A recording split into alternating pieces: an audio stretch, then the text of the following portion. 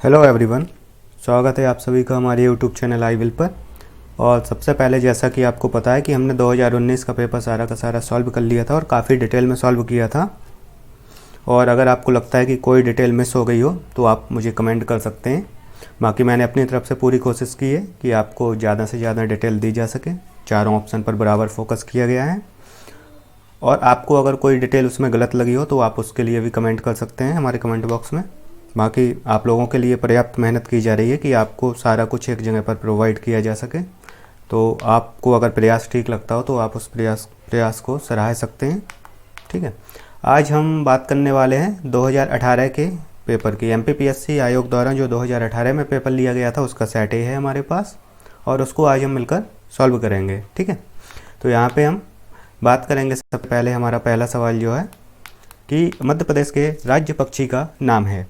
ठीक है, पूछा गया है मध्य प्रदेश का राज्य पक्षी, भारत का नहीं पूछा गया है। इस बात को आप यहाँ अंडरलाइन कर सकते हैं कि मध्य प्रदेश के बारे में पूछा गया है, मतलब एमपीजीके का क्वेश्चन है।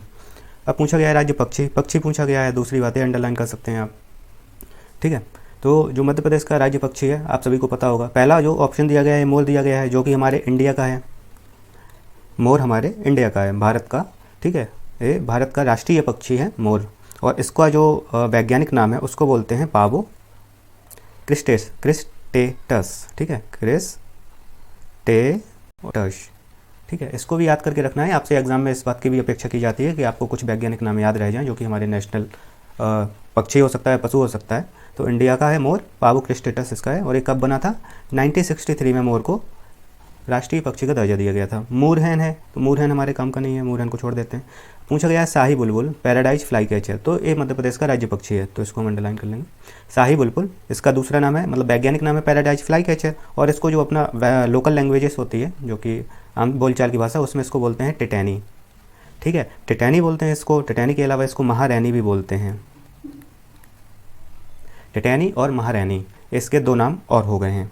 तो इतना याद रखना है हमें। और इसके बारे में एक चीज़ याद रखने वाली है, वो रखने वाली है कि ये कब राजकीय पक्षी बना या राज्य पक्षी बना। तो 1 नवंबर, सॉरी मिसप्रिंट हो गया यहाँ पे, 1 नवंबर 1981 को।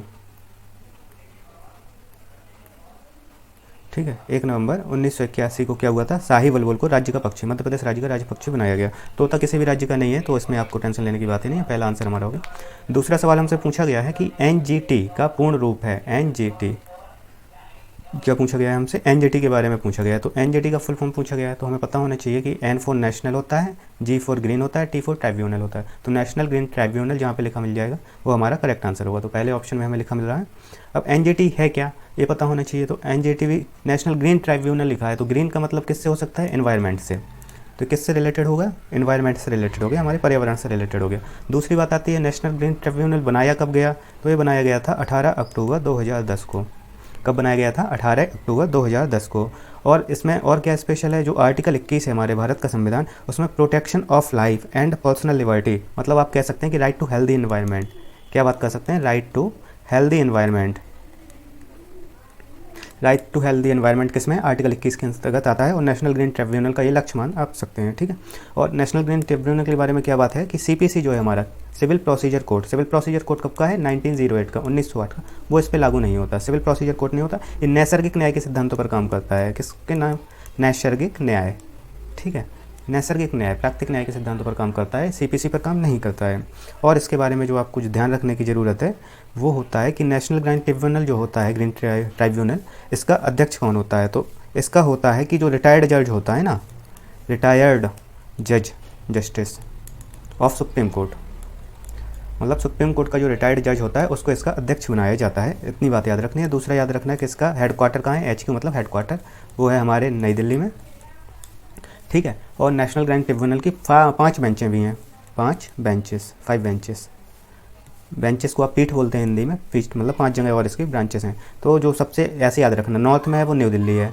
ठीक है, नॉर्थ हो गया न्यू दिल्ली। साउथ चले जाओ वो हो गया Chennai, C for Chennai, N for north Delhi. East चले जाओ वो हो गया Kolkata, K for Kolkata. West चले जाओ वो हो गया P फॉर पुणे, पुणे कहाँ है? महाराष्ट्र के पास। और बीच में कौन है? हमारा मध्य प्रदेश का राजधानी भोपाल। ठीक है, ऐसे याद रखना इस चीज़ को आप। अब बात करते हैं हमारे अगले सवाल की कि भारत का सबसे पहला जैविक खेती पर आधारित राज्य कौन सा है। तो जैविक खेती क्या होता है इसके बारे में पता होना चाहिए। तो जैविक खेती ऐसी खेती होती है जिसमें पेस्टिसाइड्स, जो उर्वरक होते हैं, कीटनाशक होते हैं, उनका प्रयोग नहीं किया जाता है।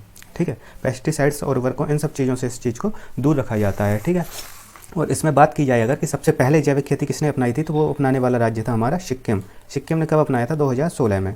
2016 में सिक्किम ने से जैविक खेती अपनाने वाला पहला राज्य बना था भारत देश का। और इसका जो प्रिंसिपल मेथड होता है, मतलब किस चीज़ पर काम करता है, तो एक क्रॉप रोटेशन पर काम करता है। आपको भी पता है कि अगर एक ज़मीन पर लगातार एक ही फसल बोई जाए तो उसकी उर्वरता पर प्रभाव पड़ता है। इसलिए देखा होगा आपने कि जो ज़मीन होती है उस पर फसलों को हर 2 साल के या 3 साल के अंतराल पे फसलों को बदल दिया जाता है, या हर साल भी बदल सकते हैं उसको, तो उसमें मृदा की उर्वरता होती है वो बनी रह जाती है। इसका जो एक हो गया क्रॉप रोटेशन, दूसरा होता है वो ग्रीन मैन्योर्स होता है। ग्रीन मैन्योर्स का मतलब क्या होता है? हरी खाद। ग्रीन मैन्योर्स मतलब हरी खाद। और तीसरा जो होता है वो कंपोस्ट।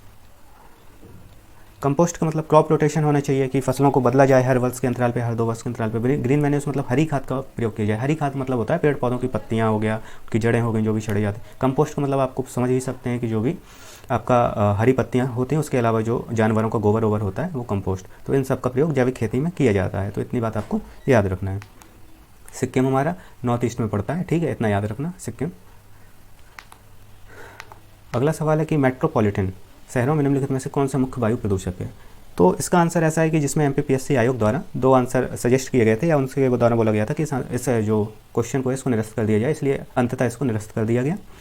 और इसके जो प्रदूषक हैं, तो आपको पता है कि वायु प्रदूषक पूछा है तो सबसे पहले तो आपको पता होना चाहिए कि मुख्य वायु प्रदूषक कौन कौन से होते हैं। तो मुख्य वायु प्रदूषक की बात की जाए तो कार्बन मोनोऑक्साइड CO होता है, हाइड्रोकार्बन्स होते हैं।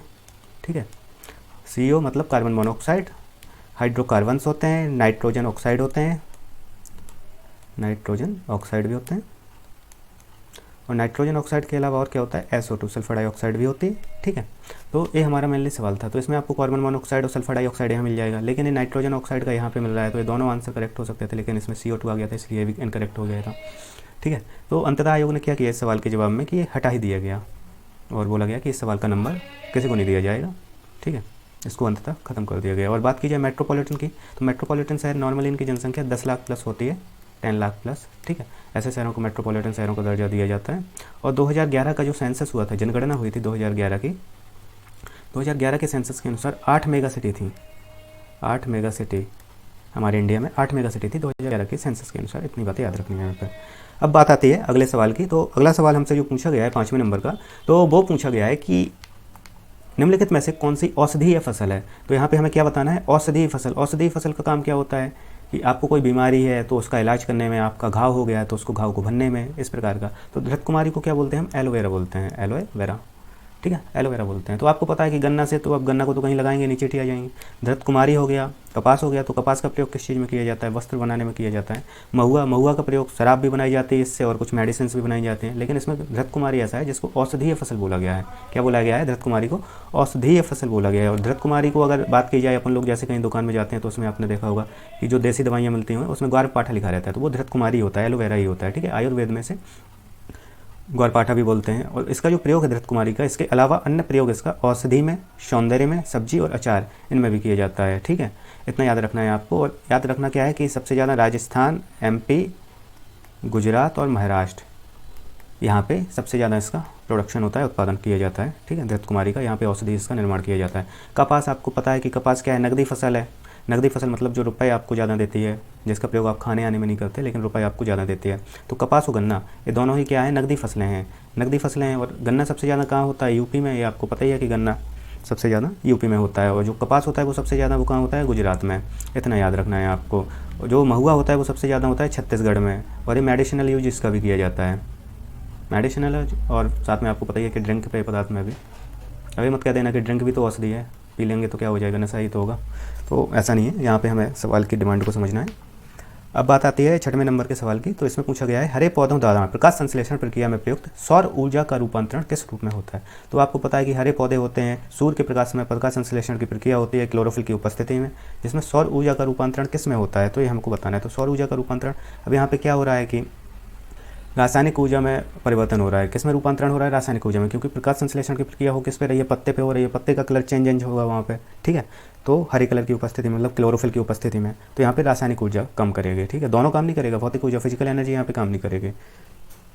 इतना याद रखना है। फिजिकल एनर्जी नॉर्मल जो यंत्र होते हैं आपके, डायनेमो वगैरह हो गया इस टाइप का, उसमें फिजिकल एनर्जी काम करती है। केमिकल एनर्जी आपका यहाँ पे काम करेगी। और केमिकल एनर्जी से तात्पर्य क्या है कि जो प्रकाश संश्लेषण से तात्पर्य मेनली होता है कि जो सजीव कोशिकाएं होती हैं, सौर ऊर्जा होती है, जो प्रकाशीय ऊर्जा भी बोलते हैं, उसको रासायनिक ऊर्जा में परिवर्तित करने की प्रक्रिया ही प्रकाश संश्लेषण कही जाती है। और आप बचपन से ही पढ़ते रहे होंगे कि इसका फॉर्मूला होता है 6CO2 + 6H2O। मतलब क्या मिला, कार्बन डाइऑक्साइड में के 6 एटम मिले और H2O मतलब पानी के 6 एटम मिले। तो इससे क्या मिलकर बनता है C6H12O6 + 6O2। तो ऑक्सीजन रिलीज होती है और ऑक्सीजन हमारे काम में आती है, हम सांस लेते हैं, ऑक्सीजन को ग्रहण करते हैं। ठीक है, ऐसे याद रखना है आपको। और इसके बाद अगर बात की जाए फिजिकल एनर्जी की, तो फिजिकल एनर्जी के अगर आपसे एग्जांपल्स पूछे जाएँ फिजिकल एनर्जी के, तो आप यहाँ पे याद रखना रेडियो वेव्स में होता है, रेडियो वेव से याद रख सकते हैं, माइक्रोवेव से याद रख सकते हैं। ठीक है, माइक्रोवेव से याद रख सकते हैं आप, साउंड वेव से याद रख सकते हैं, ध्वनि तरंगे याद रख सकते हैं, ओशियन वेव से याद रख सकते हैं, ओशियन करंट जो होता है ओशियन वेव से याद रख सकते हैं। एक्सरे जो होती हैं, कौन सी एक्सरे, यूवी रे, इन सब में क्या होता है, फिजिकल एनर्जी होती है। तो इतना हमें याद रखना है यहाँ पे कि हरे पौधे और प्रकाश संश्लेषण, साथ में फिजिकल और केमिकल एनर्जी में मेनली क्या अंतर हुआ। बात आती है 7वें नंबर के सवाल की। तो 7वें नंबर के सवाल में पूछा गया है कि मनुष्य की श्रव्यता की सीमा क्या होती है। श्रव्यता मतलब होता है सुनने की सीमा, जितना हमारे कान मैक्सिमम सुन सकते हैं, उसके बाहर की अगर ध्वनि हो या उससे कम की ध्वनि हो तो उसको हमारे कान नहीं सुन सकते। जैसे चमगादड़ होता है, हमसे तेज ध्वनि सुनता है वो, लेकिन वो ध्वनि हमें सुनाई नहीं देती, क्योंकि हमारी जो श्रव्यता की सीमा होती है वो 20 हर्ट्ज से लेकर 20,000 हर्ट्ज के बीच की होती है। कितनी होती है, 20 हर्ट्ज से 20,000। ये आवृत्ति का मात्रक होता है, इतना याद रखना आप लोग कि जो आवृत्ति का मात्रक होता है वो हर्ट्ज होता है, इसलिए हर्ट्ज में नापा जाता है। ठीक है, और ध्वनि मापने की इकाई होती है वो डेसिबल होती है। ध्वनि मापने की इकाई डेसिबल होती है, आवृत्ति की इकाई हर्ट्ज होती है, ध्वनि मापने की इकाई जिसके द्वारा मापी जाती है वो डेसिबल में मापी जाती है। सीमा 20 हर्ट्ज से 20,000 हर्ट्ज के बीच में होती है, या अगर यहाँ पे 20,000 हर्ट्ज ना मिले आपको कभी, तो यहाँ पे 20 किलो हर्ट्ज मिल जाएगा। क्या मिल जाएगा, 20 किलो हर्ट्ज मिल जाएगा। तो इतना याद रखना। और जो नॉर्मली हमें ध्वनि ठीक लगती है सुनने में वो 80 डेसिबल से कम की ही होती है। ठीक है, इससे बाहर की जैसे डीजे सुनते हैं तो उसकी 80 डेसिबल वहाँ तक की 100 डेसिबल के आसपास की होती है, तो वो हमें बहुत ज़्यादा कानों में चुभने भी लगती है। ऐसा नहीं है कि अगर हम बगल में खड़े हो जाएं तो हमें बहुत अच्छा मधुर सा संगीत सुनाई देता है, हमारे कान थोड़ी देर बाद सेंसिटिव हो जाते हैं और क्या है कि हम बाहर की ध्वनि सुनने में थोड़ा सा हमें प्रॉब्लम होती है। तो इतना याद रखना है। अगला जो सवाल आता है कि निम्नलिखित में से कौन सा मरुस्थल है। तो मरुस्थल है, ये पूछा गया है, भारत, पूरे भारत की लोकेशन दी गई है। तो हमें याद होना चाहिए कि मैप देखना आना चाहिए थोड़ा बहुत। अगर आपको मैप देखना आता है तो आप ज्योग्राफिकल क्वेश्चन काफ़ी हद तक सॉल्व करने में सक्षम हो पाते हैं। मैप देखने के लिए आपको करना क्या है, आपको डेली एक ना एक लोकेशन बस देखते रहना है। ठीक है, आपको क्या करना है कि भारत का मैप ड्रॉ करके देखना है कई बार।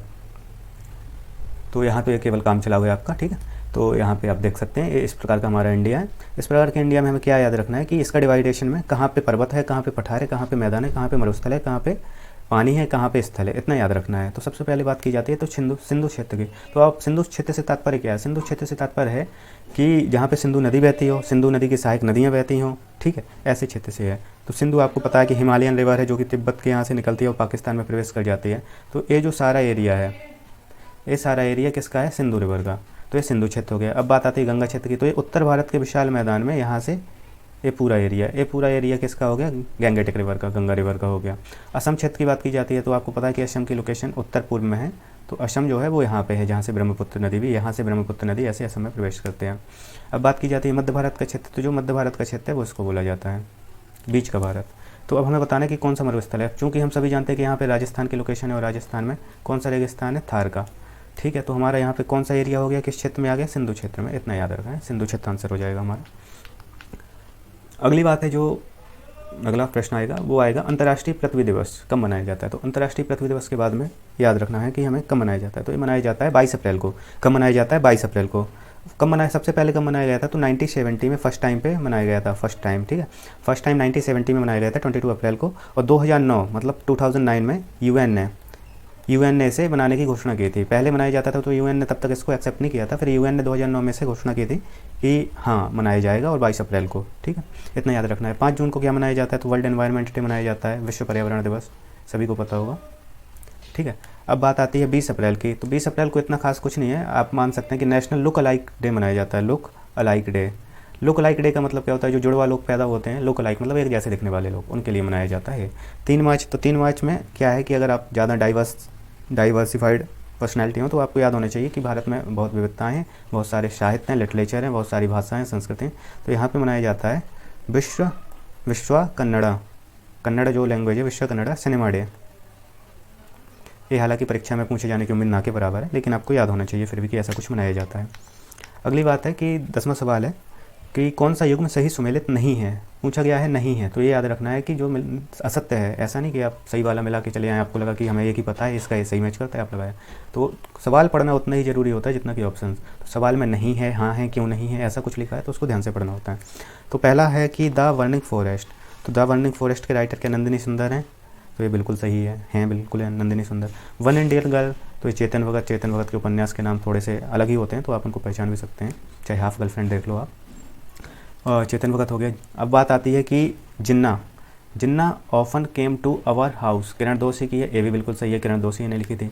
आइलैंड ऑफ लॉस्ट गर्ल्स, ठीक है, island of lost girls Kunal Basu की नहीं है। आइलैंड ऑफ लॉस्ट गर्ल्स है, ये जेनिफर मैकमोहन की है। किसकी है?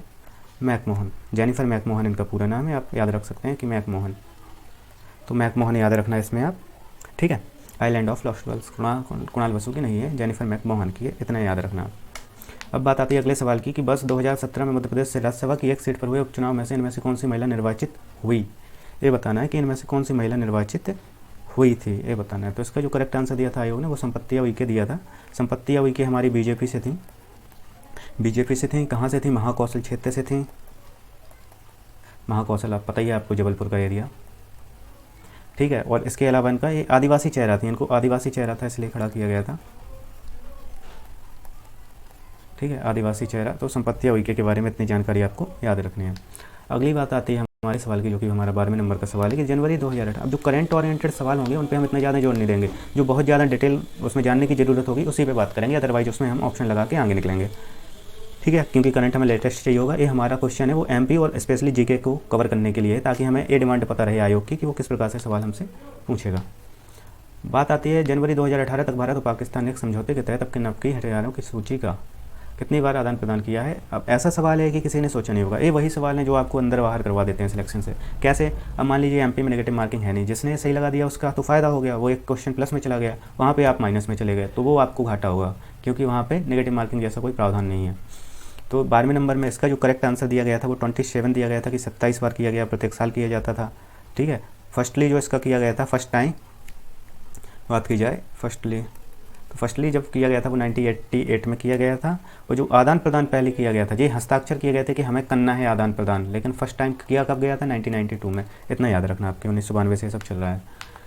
तो विशाल सिक्का के स्थान पर इन्फोसिस का सीईओ किसे नियुक्त किया गया? तो विशाल सिक्का उस टाइम का सवाल है, ये अभी भी हो सकता है कि वही बने हो सकता है हट गए हों, तो इतना थोड़ा सा याद रखना कि जो पुराने क्वेश्चन है इस पर हमें कितना जोर देना है। तो इसका जो आंसर था वो है सलिल पारेख, आंसर दिया गया था इसका, सलिल पारेख ही है, ठीक है।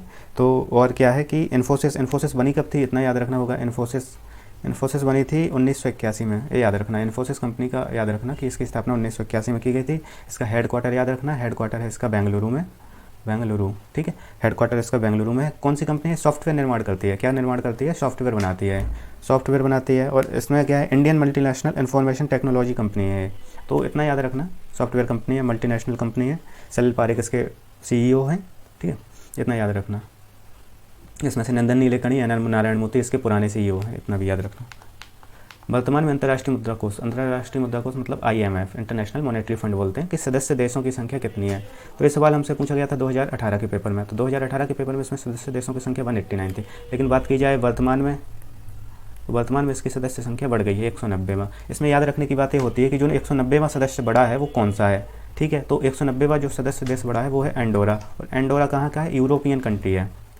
कहाँ का? इतना याद रखना कि 190वां जो सदस्य बना है वो एंडोरा है, यूरोपियन कंट्री है, ठीक है। 190वां बना है, IMF में 190 सदस्य देश हैं, इतना याद रखना। इसके अलावा इसके मैनेजिंग डायरेक्टर को याद रखना, क्रिस्टीना जॉर्जिएवा, ठीक है। तो इसका नाम याद रखना, क्रिस्टलिना जॉर्जिएवा, ठीक है, क्रिस्टलिना जॉर्जिएवा, इतना याद रखना है इसके बारे में। और क्या याद रखना है इसका? इसमें फर्स्ट इंडियन है, इसलिए फेमस हुआ अभी बीच में कि इसमें फर्स्ट डेप्यूटी मैनेजिंग डायरेक्टर हैं, वो फर्स्ट डेप्यूटी मैनेजिंग डायरेक्टर, क्या deputy director, first managing deputy director हैं, वो इंडियन बनाई गई हैं कोई, तो उनका नाम क्या है? गीता गोपीनाथ। तो याद रखना, अगर इंडिया से रिलेटेड वाला गीता गोपीनाथ नाम आ जाए तो याद रखना कि IMF से रिलेटेड हैं, इतना याद रखना। और ये याद रखना कि IMF बना कब था? तो ये 1944 में इसके लिए प्रस्ताव लाया गया था, और ब्रेटन वुड्स कन्वेंशन बोलते हैं, कॉन्फ्रेंस बोलते हैं उसको, क्या बोलते हैं? ब्रेटन वुड्स, ठीक है, ब्रेटन वुड्स कॉन्फ्रेंस बोलते हैं। इसका जो हेडक्वार्टर है वो है वाशिंगटन DC में, वाशिंगटन डीसी कहाँ पड़ता है? अमेरिका में, यूएसए में पड़ता है। यूएसए की कैपिटल वाशिंगटन डीसी, वहाँ पे इसका मुख्यालय है। और इसको याद रखना कि जो 1944 में लाया गया था ब्रेटन वुड्स द्वारा, तो इसमें बना कब था? ये बना था 27 दिसंबर 1945 से इसने काम करना चालू कर दिया था। 27 दिसंबर 1945 लाया कब गया था? ब्रेटन वुड्स द्वारा 1944। कभी एक सवाल पूछा जाए, ब्रेटन वुड्स की मतलब डुअल संतान क्या हैं? 2 संतानें थी, तो वर्ल्ड बैंक और अंतर्राष्ट्रीय मुद्रा कोष दोनों ही सेम टाइम पे बने थे। ठीक है, अब हमें यहाँ पे जो याद रखना है, ये IMF होता है कि IMF कई सारी रिपोर्ट्स निकालता है। IMF बहुत सारी रिपोर्ट्स निकालता है। तो IMF की अगर आपको रिपोर्ट्स लिखनी है तो आप पेज में नोट कर सकते हैं, मैं अलग से लिख देता हूँ। ठीक है, यहाँ IMF लिख लें। IMF की रिपोर्ट्स जो होती हैं वो निकालता है वर्ल्ड इकोनॉमिक आउटलुक।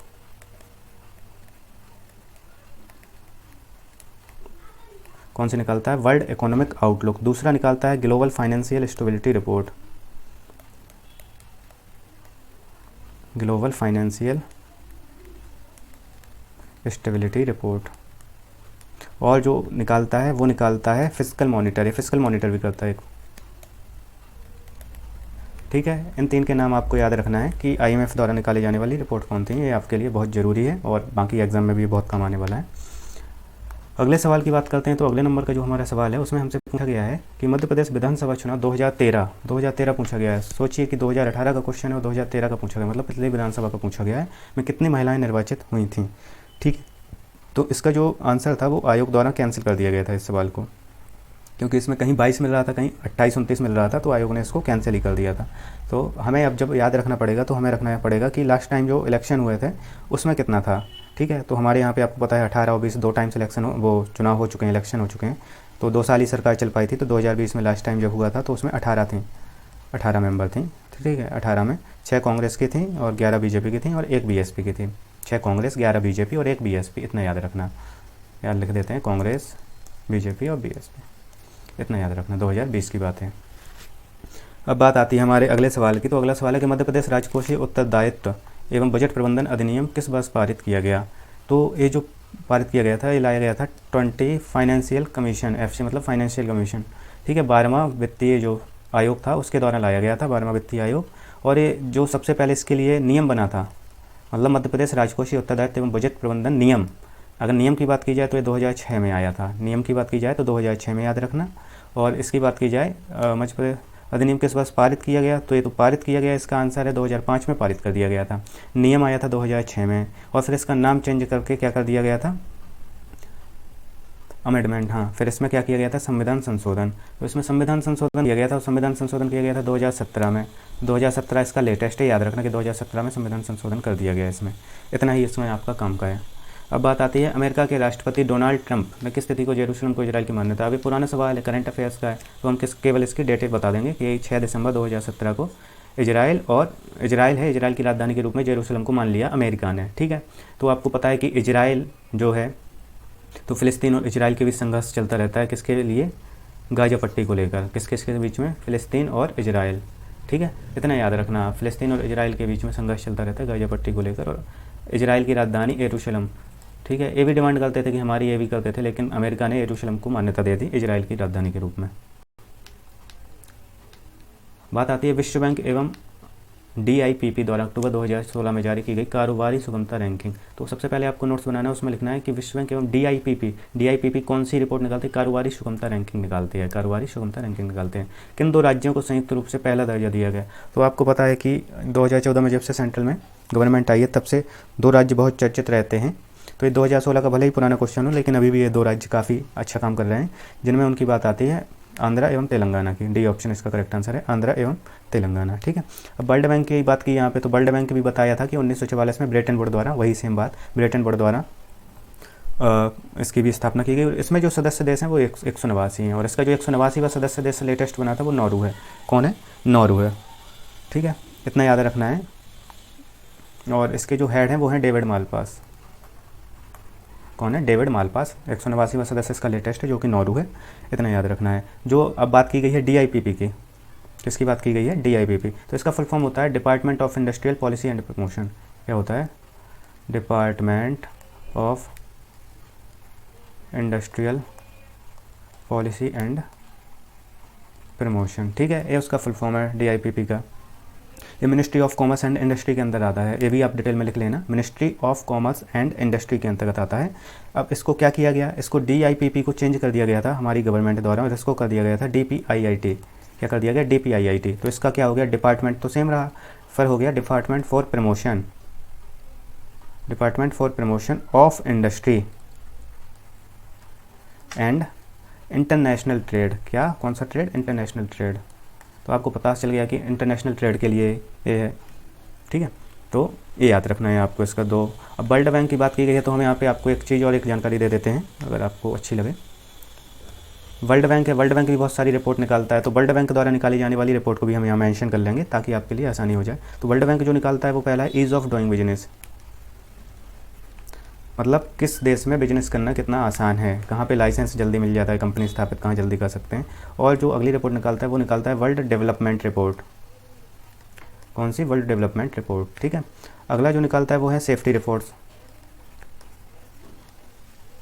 अगले की बात की जाए तो अगली जो है वो है ग्लोबल हंगर इंडेक्स रिपोर्ट, भुखमरी सूचकांक। कौन सा है, भुखमरी सूचकांक, ठीक है। ये चार आपको याद रखनी है यहाँ पे। बात करते हैं हम अपने फिर से पुराने सवाल की पे आ जाते हैं। नया सवाल है हमारा, कालिका पुराण। कालिका पुराण किस धर्म से संबंधित है, ये बताना है कि कालिका पुराण है वो किस धर्म से संबंधित है।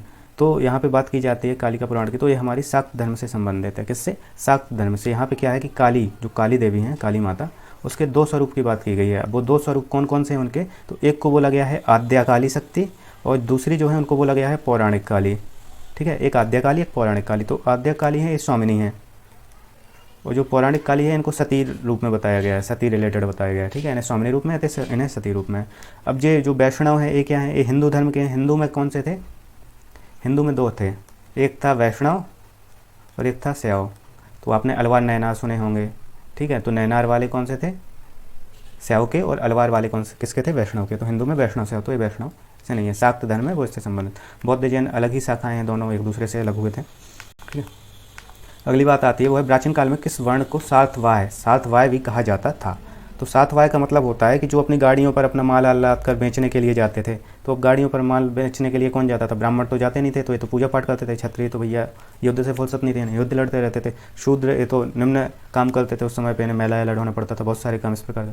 जो वैश्य था ये व्यापारी वर्ग था, वैश्य क्या था, व्यापारी वर्ग। तो जो इसके लिए था वो वैश्य थे, वैश्य थे, ठीक है। और वैश्य में, वैश्यों के बारे में बात की जाए तो जो मनुस्मृति है,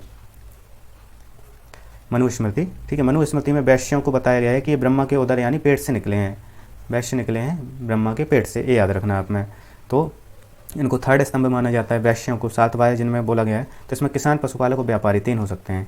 कौन कौन हो सकता है, किसान, पशुपालक मतलब पशुओं को पालने वाले या चराने वाले, और व्यापारी, इन तीन की बात की गई है, इतना भी याद रखना है। अगला जो हमारा सवाल आता है वो आता है 21 नंबर का, और 21 के नंबर में पूछा गया है शुंगों के पूर्वज मूलतः किस स्थान पे थे। तो शुंगों की बात की गई है, तो शुंगों के बारे में क्या जानते हैं, शुंग कौन थे। तो ये सबसे पहली बात की जाए ब्राह्मण वंश था, शुंग जो था वो ब्राह्मण वंश था। और किसके बाद ये आया था, ये मौर्य वंश के बाद आया था, आफ्टर मौर्य, यहाँ पे लिख देते हैं आफ्टर मौर्य। तो मौर्य वंश के बाद में आया था, इतना याद रखना है। ब्राह्मण वंश था, इतना याद रखना है। और इसका जो हेड था, मतलब जो जिसने स्थापना की थी वो था पुष्यमित्र शुंग, ठीक है। इनका नाम याद रखना, पुष्यमित्र शुंग। इन्होंने क्या किया था कि जो मौर्य अंतिम राजा था वो था बृहद्रथ, बृहद्रथ, इसकी कर दी थी इन्होंने हत्या, क्या की थी, इसकी हत्या, और खुद बन गए थे। खुद किस वंश की स्थापना कर दी थी, ब्राह्मण वंश की, इतना याद रखना है, ठीक है। और क्या याद रखना है, इसका टाइम पीरियड याद रख सकते हैं कि 187 BC से 75 BC तक, मतलब बिफोर क्राइस्ट, जो ईसा मसीह के जन्म के पहले का समय है, ये उल्टा चलता है। ये जो BC वाला समय है उल्टा चलता है, और जो AD वाला समय है, एनो डोमिनी, वो आगे चलता है। वो 1 2 3 4 चलता है, ये चलता है 4 3 2 1 उल्टा, ठीक है। तो इसलिए 187 से 75 BC।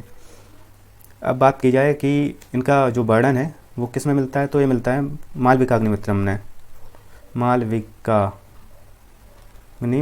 मालविकाग्निमित्रम आपको पता है किसका ग्रंथ है, बहुत ही फेमस ग्रंथ है, कालिदास का। तो इनके बारे में भी याद रख सकते हो, कालिदास के 6-7 ग्रंथ हैं, उनमें से मालविकाग्निमित्रम के बारे में आप, इसमें मालविका करके एक लड़की थी और अग्निमित्र करके एक लड़का, उनकी कहानी है, ठीक है। तो इसका जो करेक्ट आंसर है, शुंगों के पूर्वज, उसका करेक्ट आंसर है उज्जैन, उज्जैन में रहते थे, ठीक है। उज्जैन इसका करेक्ट आंसर है। और इसमें जो सौराष्ट्र की बात की गई है, सौराष्ट्र गुजरात है। प्रयाग की बात की गई है, इलाहाबाद है अपना, फिर से नाम इसका प्रयागराज कर दिया गया। मगध है, ये मगध का एरिया बिहार, झारखंड, यूपी का थोड़ा एरिया, छत्तीसगढ़ का एरिया, ये सब मिला के मगध का एरिया था। सबसे बड़ा साम्राज्य था, जनपद, महाजनपद था। शेरशाह का उत्तराधिकारी था। तो शेरशाह कौन था? शेरशाह सूरी का बड़ा नाम फेमस है, ठीक है। तो शेरशाह का जो पुत्र था, उसका पुत्र था इस्लाम शाह, जो उसका था वो पुत्र था। और एक कब से रहा था इस्लाम शाह जो रहा था, वो 1540 से 1557 तक, ठीक है। तो जिसमें से इस्लाम शाह जो रहा था वो 9 ईयर तक रहा था। और टोटल टाइम बात की जाए सूर्यवंश की जो इनका अफ़गान क्या थे, शेरशाह क्या था, अफ़गान था। किस जाति का था? सूर्य जाति का, सूर्य जाति का था, अफ़गान था इसलिए। और शेरशाह का एक सवाल पूछा जाता है हमेशा कि शेरशाह के बचपन का नाम क्या था। तो शेरशाह के बचपन के नाम बात की जाए तो ये फ़रीद खान था। क्या नाम था इनके बचपन का नाम? फ़रीद खान था। इतना याद रखना है। और इसमें याद रखने लायक जो चीज़ है वो याद रखनी है, शेरशाह के बारे में ज़्यादा याद रखना है, क्योंकि शेरशाह बहुत फेमस रहे हैं और इन्होंने 2 बहुत ही महत्वपूर्ण युद्ध किए हैं, जिनमें इन्होंने मुग़ल काल के ऐसे राजाओं को हराया है। जैसे एक बात की जाती है चौसा के वार की, एक बात की जाती है चौसा के वार की बात की जाती है, और एक दूसरा है कन्नौज, ठीक है। तो कन्नौज का, तो जो चौसा का वार है हुआ था 1539 में, और जो कन्नौज का युद्ध हुआ था ये हुआ था 1540 में। कब हुआ था? 1540 में। तो दोनों में हारा कौन था? दोनों में जो लूज किया था वो था लॉस। किसको हराया था दोनों में? हुमायूं को। किसको हराया था? हुमायूं को हराया था। और शेरशाह ने क्या किया था? तो इनने पट्टा और कबूलियत चलाया था। ये ज़मीन के लिए था, पट्टा और कबूलियत, ठीक है, ज़मीन के पैमाइश वाला मान सकते हैं। और इन्होंने सिकंदरी गज चलाया था। सिकंदरी गज इनने पहली बार नहीं चलाया था। सिकंदरी गज क्या है कि जो सिकंदर लोदी था, लोदी डायनेस्टी का, उसने पहली बार चलाया था और इनने उसको आत्मसात किया था। मतलब सिकंदरी गज को अपने यहाँ पे भी इंट्रोड्यूस किया था इनने, इतना याद रखना है। अगली बात आती है ईस्ट इंडिया कंपनी के प्रारंभिक दौर में वेस्टर्न प्रेसिडेंसी कहाँ थी? तो वेस्टर्न प्रेसिडेंसी पूछी है तो इसका करेक्ट तो आंसर तो हो गया सूरत, ठीक है। एक प्राइवेट कंपनी थी ईस्ट इंडिया कंपनी, आपको पता है जब EIC भारत में आई थी तो एक प्राइवेट कंपनी थी। धीरे धीरे इसने स्वामित्व लिया, फिर इसके स्वामित्व को ब्रिटिश गवर्नमेंट ने हटा के भारत पर अधिकार कर लिया था। तो EIC इसने 1600, जब ये 1600 में आई तो 1600 में शाही अधिकार पत्र द्वारा इसने व्यापार करने का अधिकार ले लिया था। फिर इसने क्या किया कि 1608 में सूरत में व्यापारिक पोत स्थापित किया। और 1613 का जो फरमान था, 1613 का जो फरमान से इसलिए इसने व्यापारिक अधिकार सुरक्षित रख लिए थे, राइट्स रख लिए थे अपने व्यापार करने के, कि यहाँ पे केवल हम ही व्यापार करेंगे इस तरीके के, ठीक है। इसके बाद क्या हुआ कि और बात की जाए इनकी तो 1611 में मछलीपट्टनम, अगर दूसरी बात की जाए तो मछलीपट्टनम किस साइड पड़ता है? आंध्र प्रदेश में। तो ये पूर्वी की बात हो गई तो आंध्र प्रदेश में, पश्चिम में हो गया इनका 1608 में सूरत में, इतना याद रखना है। अगली बात की जाती है तो अगला सवाल है हमारा 24 नंबर का। और 24 नंबर में हमसे क्या पूछा गया कि ब्रिटिश साम्राज्य पूरी तरह से सड़ चुका है, हर तरह के भ्रष्ट, अत्याचारी व हीन है। यह कथन किनके द्वारा कहा गया? तो यह कथन जो कहा गया था वो सिस्टर निवेदिता के द्वारा कहा गया था। सिस्टर निवेदिता इनको सब लोग जानते हैं कि जो विवेकानंद थे उनकी शिष्या थी। यहाँ पे आप लिख सकते हैं विवेकानंद, ठीक है, जो स्वामी विवेकानंद थे उनकी शिष्या थी सिस्टर निवेदिता। आयरिश थी, आयरिश मतलब आयरलैंड, कहाँ से? आयरिश मतलब आयरलैंड से थी। और इनका पूरा नाम कभी पूछ लिया जाता है तो इनका पूरा नाम था Margaret Elizabeth Nobel,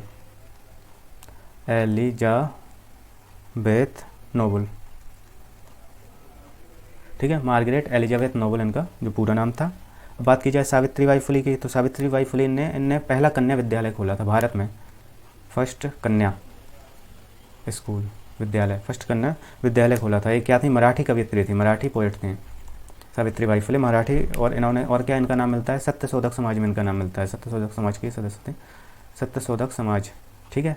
Savitribai Phule Satyashodhak Samaj से जुड़ी हुई थी। प्रथम महिला शिक्षिका भी सावित्रीबाई फुले को बोला जाता है। क्या बोला जाता है? सावित्रीबाई फुले को। सही आंसर तो इसका सिस्टर निवेदिता है, बाकी लोगों की डिटेल देख लेते हैं। तो सावित्रीबाई फुले को पहली शिक्षिका भी बोला जाता है। एनी बेसेंट की बात की जाए तो एनी बेसेंट को सब लोग जानते हैं कि कांग्रेस की प्रथम महिला अध्यक्ष क्या थी? कांग्रेस की फर्स्ट वुमेन अध्यक्ष थी, फर्स्ट वुमेन अध्यक्ष थी एनी बेसेंट, याद रखना है। कब बनी थी? 1917 में, ये भी याद रखना है। और इनका नाम कहाँ? इस थियोसॉफिकल सोसाइटी से भी जुड़ी थी, थियोसॉफिकल सोसाइटी के ये सदस्य थे, ठीक है, ये याद रखना है आपको। और इन्होंने क्या किया था? 1916 में होम रूल लीग की स्थापना इनने की थी, और इनके साथ मिलकर बाल गंगाधर तिलक ने की थी। इतना भी याद रखना है। बाल गंगाधर तिलक तो पहली बात तो हो गई, होम रूल लीग की स्थापना दोनों ने मिलकर की थी, ठीक है।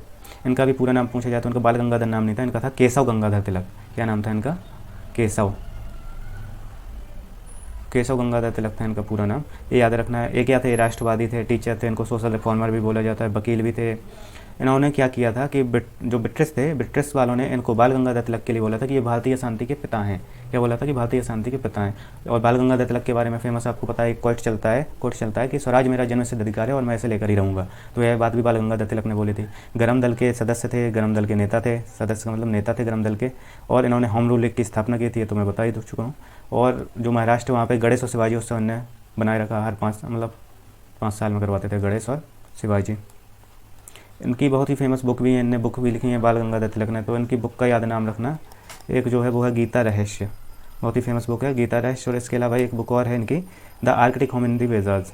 क्या है? द आर्कटिक होम इन दी वेदास। ये इनकी 2 बुक हैं बहुत ही इंपॉर्टेंट, तो इनके बारे में इतनी डिटेल याद रखना। अब बात की जाती है भारत छोड़ो का नारा किसने दिया था। तो सबको लगता है कि भारत छोड़ो तो महात्मा गांधी ने बोला था, लेकिन ऐसा नहीं है। फर्स्ट टाइम भारत छोड़ो किसने बोला था? तो वो बोला था यूसुफ मेहर अली ने। भारत छोड़ो नारा अपनाया था महात्मा गांधी ने कब? जब बोला गया था कि भारत छोड़ो अंग्रेजों 1942 के में। ठीक है, इतना याद रखना है आपको कि भारत छोड़ो का महात्मा गांधी ने बाद में अपनाया था 1942 में अपने भारत छोड़ो आंदोलन में। और ये 2017-18 का क्वेश्चन है, भारत छोड़ो 2017 मतलब इतना फेमस क्यों हो गया कि ये सवाल पूछना पड़ा? तो इसलिए क्योंकि इसकी वर्षगांठ मनाई जाती है, हर साल वर्षगांठ मनाई जाती है। 2017 में इसकी 75वीं वर्षगांठ मनाई गई थी। 2018 में तो आ नहीं पाई थी पेपर के टाइम तक कि अगला पूछा जाता, तो 2017 में 75वीं मनाई गई थी। और तो ठीक है, इतना याद रखना, इसलिए पूछा गया था। भारत छोड़ो यूसुफ मेहर अली से रिलेटेड है और 1942 में गांधी जी ने अडॉप्ट किया था। यूसुफ मेहर अली के बाद में बात की जाए तो इनने बात की थी कुछ द प्राइस ऑफ लिबर्टी, ये इनकी बुक से याद रख सकते हैं। द प्राइस ऑफ लिबर्टी मतलब उदारता की कीमत। ठीक है, और लिखा था इनने a trip to Pakistan, a trip to Pakistan, Yusuf Meher Ali, इतना याद रखना है। अब नेहरू जी की बात की जाती है तो जानते हैं कि हमारे देश के पहले प्रधानमंत्री नेहरू जी हुए। सबसे लंबे समय तक इनका कार्यकाल है, लगभग 16 साल। ठीक है, इन्होंने जो बुक्स लिखी थी वो भी बहुत फेमस थी, डिस्कवरी ऑफ इंडिया। ठीक है, डिस्कवरी ऑफ इंडिया। इसके अलावा इन्होंने लिखी थी एन ऑटोबायोग्राफी, मतलब इनकी आत्मकथा एन ऑटोबायोग्राफी, ये भी लिखी थी। महात्मा गांधी के बारे में सबको पता ही है कि महात्मा गांधी ने बहुत सारी बुक लिखी हैं। हिंद स्वराज, जेल में बैठे बैठे भी बुक लिखी, बाहर भी बुक लिखी। दूसरा लिखा था इनने, आप नोट कर लीजिए, सत्याग्रह इन साउथ अफ्रीका। सत्याग्रह कहाँ? साउथ अफ्रीका में, ऐसे साउथ अफ्रीका। इसके अलावा इन्होंने लिखा था इंडिया ऑफ माई ड्रीम्स, मतलब भारत मेरे सपनों में बसता है, ये बुक भी लिखी थी। एक बुक लिखी थी हिंद स्वराज के अलावा ग्राम स्वराज। कौन सी? ग्राम स्वराज, इतना याद रखना है। और ग्राम स्वराज के एक बुक बहुत फेमस है इनकी, जीवनी है, मतलब आत्मकथा है, माई एक्सपीरियंस विद ट्रुथ, मतलब सत्य के साथ मेरे प्रयोग, इतना याद रखना। अरुणा आसफ अली, तो ये व्यक्तिगत सत्याग्रह से जुड़े हुए थे। व्यक्तिगत सत्याग्रह 40 में हुआ था। ठीक है, और लेफ्ट स्पेशलिस्ट पार्टी, इनकी जो पार्टी थी वो लेफ्ट स्पेशलिस्ट पार्टी थी। और इनको क्यों फेमस है अरुणा आसफ अली? दिल्ली में इनके नाम पे मार्ग भी है, तो क्योंकि ये दिल्ली की पहली महापौर थी, दिल्ली के प्रथम महापौर। ठीक है, इतना याद रखना है। अगला सवाल है कि प्लान्ड इकोनॉमी क्या है? प्लान्ड इकोनॉमी फॉर इंडिया पुस्तक के लेखक कौन है? ठीक है, ये पूछा गया है, तो इसका करेक्ट आंसर है एम विश्वेश्वरैया। एम विश्वेश्वरैया, इन्हें भारत रत्न भी दिया गया था। ठीक है, प्लान्ड इकोनॉमी इन इंडिया, इनने क्या बात की थी कि 10 साल में नेशनल इनकम को दोगुना करने की बात की थी, इंडस्ट्रियों को बढ़ाने की बात की थी। इन्हीं के नाम पे क्या मनाया जाता है? अभियंता दिवस, इंजीनियरिंग डे, अभियंता दिवस, मतलब इंजीनियर्स डे मनाया जाता है। कब मनाया जाता है? 15 सितंबर को। 15 सितंबर को इंजीनियर्स डे मनाया जाता है हर साल। और इनने जो बुक्स लिखी थी वो लिखनी है भारत का पुनर्निर्माण, भारत के लिए नियोजित अर्थव्यवस्था, ये आप नोट कर सकते हैं। ठीक है, भारत का पुनर्निर्माण और भारत के लिए नियोजित अर्थव्यवस्था। JRD टाटा की बात की जाए तो ये एयर इंडस्ट्री से आप जुड़े मान सकते हैं इनको, जमशेदजी टाटा। ठीक है, तो ये टाटा ग्रुप जो है अपने देश में सबसे बड़ी कंपनी मानी जाती है। कौन सी कंपनी चलाता है? TCS चलाता है, टाटा कंसल्टेंसी सर्विसेज। ठीक है, इनको भी भारत रत्न मिला था, इनको भी भारत रत्न मिला था। क्या मिला था? भारत रत्न। JD बिरला की बात की जाए तो JD बिरला बिजनेसमैन है, में हरिजन सेवक संघ के अध्यक्ष रह चुके थे 1932 में। इन्होंने भी बहुत सारी रचनाएं की थी, उसमें थे रुपए की कहानी, एक बड़ा ही फेमस है रुपए की कहानी। रुपए की कहानी के अलावा जमुनालाल बजाज, बापू, ये सब इन्हीं ने लिखी थी। इन्हें क्या मिला था? पद्म विभूषण। पट्टाभी सीतारमैया की बात की जाए तो पता है कि MP के पहले राज्यपाल, गवर्नर, MP के पहले राज्यपाल थे पट्टाभी सीतारमैया। इनने 2 लिखी हैं जो बुक, वो बहुत इंपॉर्टेंट है, आप नोट कर सकते हैं। तो यहाँ है ऑन खद्दर। क्या है? ऑन खद्दर। और दूसरा जो याद रखना है वो है फेदर्स एंड स्टोन्स। क्या है? फेदर्स एंड स्टोन्स, ये याद रखना है। अगली बात की जाए तो अगली बात है हमारे अगले नंबर के सवाल की। तो अगला सवाल हमारा है, हाँ, तो अगला सवाल 27वें नंबर का है, किस नरसंहार को मध्य प्रदेश का जलियांवाला बाग कांड कहा जाता है? तो जो चरण पादुका नरसंहार है जो कि हमारे मध्य प्रदेश के छतरपुर जिले में हुआ था, छतरपुर जिले के अंतर्गत खजुराहो जगह आती है। ठीक है, और इसका पड़ोसी, छतरपुर का पड़ोसी जिला है पन्ना, जहाँ से हीरा की खान भी है। ठीक है, तो मध्य प्रदेश का जलियांवाला बाग कांड कहा जाता है? चरण पादुका कांड को कहा जाता है। कब हुआ था? 1931 में, 1931 में हुआ था। और एक नाम याद रखना, फिशर। तो फिशर ने गोलियां चलवाई थी, जनरल फिशर जो थे उन्होंने यहाँ पे गोलियां चलवाई थी, लगभग 21 लोग मर गए थे। एक रिवर है यहाँ पे, उसका नाम याद रखना, तो उर्मिल, क्या नाम है, उर्मिल, उर्मिल रिवर कैन की सहायक है।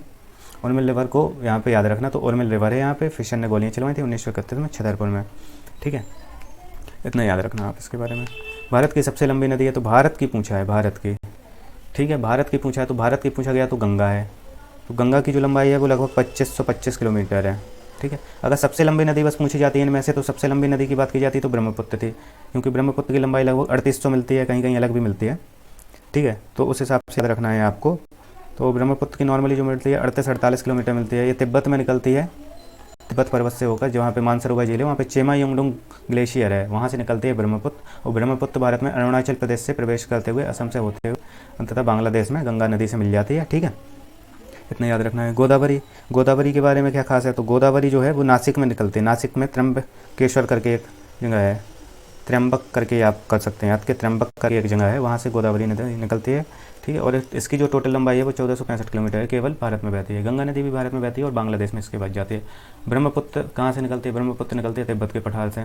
सिंधु नदी, सिंधु नदी भी तिब्बत में निकलती है। सिंधु नदी कहाँ से निकलती है, लेक है वहाँ पे एक लेक, मापम, मापम करके एक लेक है वहाँ पे हिमालय में मानसरोवर झील के निकट, वहाँ से निकलती है। और सिंधु नदी की लंबाई भी 3180 किलोमीटर है, 3180 किलोमीटर। लेकिन ये सारी इंडिया में नहीं बहती, इंडिया में केवल जम्मू कश्मीर से होकर बहती है, इसलिए भारत की नदी नहीं कहलाएगी।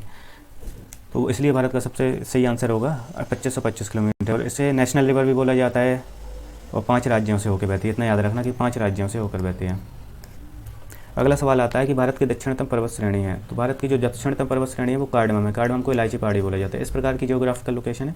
ये नीलगिरी पर्वत है वो ऐसा है, यहाँ पे तमिलनाडु है, यहाँ पे केरला है। तो नीलगिरी पर्वत यहाँ पे पूरा नीचे तक त्रिकुट बनाता है। ठीक है, और नीलगिरी पर्वत के नीचे यहाँ पे कार्डमम है।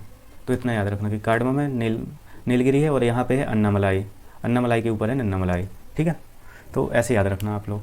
तो कार्डमम इसका करेक्ट आंसर है। ठीक है, कार्डमम मतलब इलायची की पहाड़ियाँ। अब आता है भारत का कौन सा राज्य अधिकतम राज्य सीमाओं को छूता है। तो भारत का कौन सा राज्य अधिकतम राज्य सीमा, तो सबसे बड़ा फैला हुआ अलग सा कौन सा दिखता है, सबको पता है यूपी दिखता है। यूपी कितने राज्यों की सीमा को छूता है, 9 राज्यों की। भले ही सबसे बड़ा राज्य क्षेत्रफल में राजस्थान हो फिर मध्य प्रदेश हो, लेकिन यूपी सबसे ज़्यादा राज्यों को, कितने, 9 राज्यों को। 9 राज्यों में भी 8 स्टेट हैं और एक यूटी है। तो एक यूटी कौन सा है, दिल्ली है। तो 8 राज्य के स्टेट या 9 राज्य ऐसे याद कर सकते हो आप। ठीक है, जिस हिसाब से भी सवाल में ऑप्शन दिए जाएँ। इसके बाद बात करते हैं कि यूपी जो है, यूपी का क्षेत्रफल कितना है। यूपी का क्षेत्रफल है 2,40,927 वर्ग किलोमीटर, 2,40,927 वर्ग किलोमीटर। एमपी है, एमपी की बात की जाए तो ये 5 राज्यों की सीमा को छूता है। कर्नाटका की बात की जाए तो 6 राज्यों की सीमा को, आंध्रा की बात की जाए तो ये 5 राज्यों की सीमा को छूता है। इस प्रकार से सभी का डिवाइडेशन हो गया। अब बात आती है कि भारत का दूसरा बड़ा नदी बेसिन है। तो नदी बेसिन का मतलब क्या होता है कि जो मुख्य नदी है उसकी सहायक नदियाँ हैं, वो जितने जगह पर अपने नदी का जल प्रवाहित करती हैं वो नदी बेसिन होता है। तो भारत का जो दूसरा पूछा है, पहला नहीं पूछा, पहला पूछता तो आप कौन सा लगाते, पहला पूछता तो गंगा नदी बेसिन था। दूसरा पूछा गया है तो दूसरा है गोदावरी।